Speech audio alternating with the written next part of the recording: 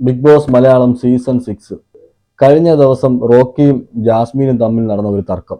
അത് വേറൊന്നുമല്ല, ഗബ്രിയും ജാസ്മീനും വെളിയിൽ നിന്ന് കറക്റ്റായിട്ട് പ്ലാൻ ചെയ്ത് വന്നാണ് അകത്ത് കളിക്കുന്നത് എന്ന് റോക്കി ആരോപിക്കുകയുണ്ടായി. അത് ജാസ്മീനോട് മുഖത്ത് നോക്കി രണ്ടുപേര് ജാസ്മീനും ഗബ്രി മുഖത്ത് നോക്കി തന്നെ അത് പറയുകയും ചെയ്തു. അതിലുള്ള എൻ്റെ അഭിപ്രായം, പ്രേക്ഷകൻ എന്ന നിലയിലുള്ള എൻ്റെ അഭിപ്രായം, ഇത് ഫസ്റ്റ് ഡേയിൽ ഇവരെല്ലാവരും കൂടി റൂമിലേക്ക് കയറി വന്ന സമയം ഈ ഒരു കഥ തന്നെ പറയുന്നത് ജാസ്മീനാണ്. ഞാൻ ഇന്റർവ്യൂ വന്നപ്പോൾ ഗബ്രിയെ കണ്ടിരുന്നു, ഉമ്മച്ചിയും കൂടെ ഉണ്ടായിരുന്നു. അപ്പോൾ ഗബ്രിയെ കണ്ടിട്ട് വീണേക്കല്ലേ എന്നൊക്കെ പറഞ്ഞു എന്ന് ചുരുക്കത്തിൽ അവിടെ പറഞ്ഞു. അതിനുശേഷം നമുക്ക് ആർക്കും സംശയം തോന്നും. രണ്ടാമത്തെ ദിവസം മുതൽ ഇവർ തമ്മിൽ കാണിക്കുന്ന ഒരു അറ്റാച്ച്മെന്റ് ഉണ്ട്, ജാസ്മീനും ഗബ്രിയും തമ്മിൽ.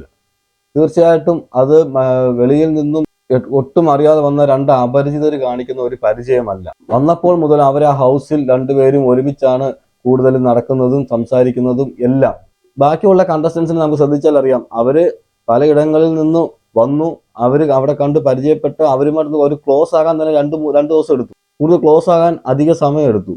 പക്ഷെ ഈ വന്ന അന്ന് മുതൽ ജാസ്മീനും ഗബ്രിയും അതുപോലെ കമ്പനിയാണ്. എന്താ വെച്ചാൽ വെളിയിൽ ഒരു കാരണവശാലും വെളിയിൽ ഇത്രയും അറിയാത്ത ഒരാൾ ഒരിക്കലും, അങ്ങോട്ടും ഇങ്ങോട്ടും അറിയാത്തവർ ഒരിക്കലും ഇങ്ങനെ ഇത്രയും കമ്പനി ആവില്ല.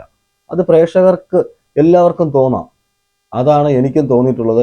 തീർച്ചയായിട്ടും അവരുടെ ഗെയിം കണ്ടു കഴിയുമ്പം, ഗെയിം മുന്നോട്ട് പോകും തോറും അവർ തമ്മിലുള്ള ഗെയിം കാണുമ്പം നമുക്ക് അങ്ങനെ ഒരു സംശയം സ്വാഭാവികമായിട്ട് ഉണ്ടാകുന്നുണ്ടാവും. കറക്റ്റായിട്ടൊരു പ്രേക്ഷകൻ എന്നതിൽ എനിക്കതാണ് തോന്നുന്നത്. അതുമാത്രമല്ല, ഇന്ന് അങ്ങനെ ഒരു സംഭവം അവിടെ റോക്കി പറഞ്ഞപ്പോൾ ജാസ്മിൻ ഭയങ്കരമായി പൊട്ടിത്തെറിക്കുകയും ഗബ്രി അവിടെ വലിയ പൊട്ടിത്തെറിയൊന്നും ഇല്ലായിരുന്നു, ഗബ്രി അവിടെ ഇരിക്കുകയും ചെയ്തു.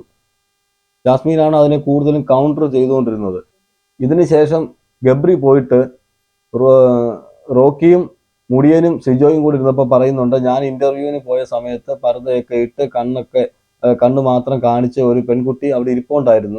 അങ്ങനെയുള്ള ഒരാൾ ആരാണെന്ന് പോലും അറിയാതെ ഞാൻ എങ്ങനെയാ പോയി പരിചയപ്പെടുന്നത്, ഞാൻ എങ്ങനെ ഇൻസ്റ്റാഗ്രാമിൽ ഫോളോ ചെയ്യുന്നത് എന്നൊക്കെ അവിടെ ന്യായീകരിക്കുന്നുണ്ട് കാര്യങ്ങളൊക്കെ.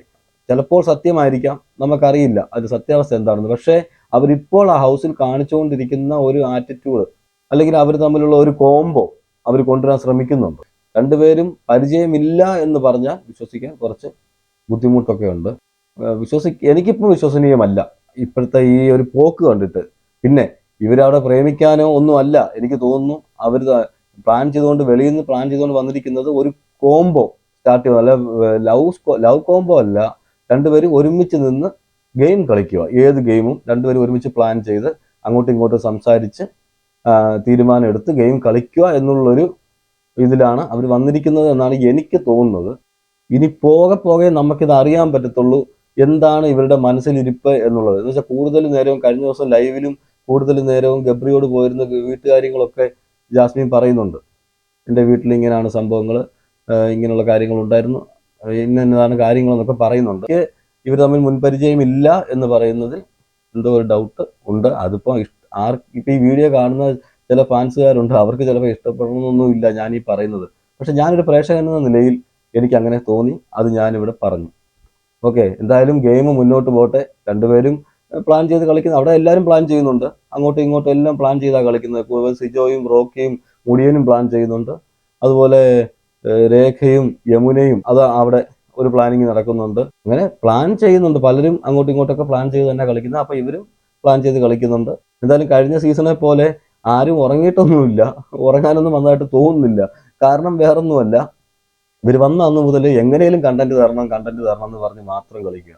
പക്ഷേ ഈ കണ്ടന്റ്, ഈ നിൽക്കുന്നതും ഓടുന്നതും എല്ലാം കണ്ടന്റ് ആക്കുന്ന ഒരു സ്വഭാവം ഇപ്പോൾ ആ കണ്ടസ്റ്റൻസിന് വന്നിട്ടുണ്ട്. അത് പക്ഷെ എത്രമാത്രം വിജയിക്കുമെന്നുള്ളത് നമുക്കിനി കണ്ടിരുന്ന് കാണണം. ആർക്കും അങ്ങോട്ടും ഇങ്ങോട്ടും ഒന്നും മിണ്ടാൻ പറ്റാത്ത അവസ്ഥ. എന്തെങ്കിലും മിണ്ടിക്കഴിഞ്ഞാൽ അപ്പം കണ്ടന്റ് ആയിരിക്കും. അവിടെ കണ്ടന്റ് എന്നുള്ളൊരു സംഭവത്തിന് മേളിൽ മാത്രമാണ് എല്ലാവരും ഫോക്കസ് ചെയ്യുന്നത് കൂടുതലും. അതിനകത്ത് ഒരു 10 പേരോളം അങ്ങനെയാണ് ഫോക്കസ് ചെയ്യുന്നതായിട്ട് എനിക്ക് തോന്നുന്നത്.